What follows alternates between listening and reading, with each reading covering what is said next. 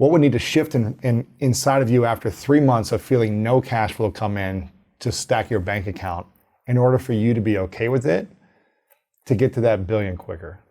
I would just have to be more secure, just realistically. Like I use... What does that mean? Is that an internal...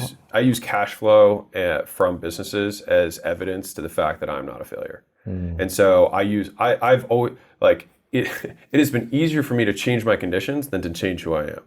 And so I have used my material success and accolades to quiet the voices of not being good enough. And so for that, like, me having that, if I have that little voice that peeps up, it's like, hey, look at that. And I'm like, okay, no, I'm okay. I'm not that bad. This money just came in every month. No, I'm not that bad, right? And so I'd really have to re-engineer the conversation I have with myself around how I value myself.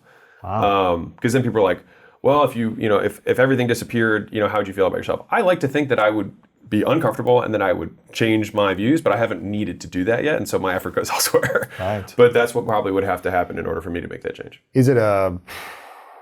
What is the thing that you're afraid of inside of yourself? Is it a self-worth thing? Is it a self-love thing? Is it a belief that you're not good enough? Yeah, definitely be a good enough thing, for sure. Yeah, it's just like maybe I'm not as good as I think I am. Maybe everything that I've been putting on media, maybe my book, maybe all these things are actually not true and I don't know what I'm talking about, right? Because clearly I don't know what I'm talking about because I'm not making any money.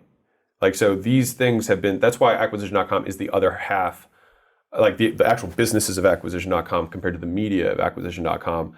It is the other half because it's the evidence of the fact that the things that I say are true.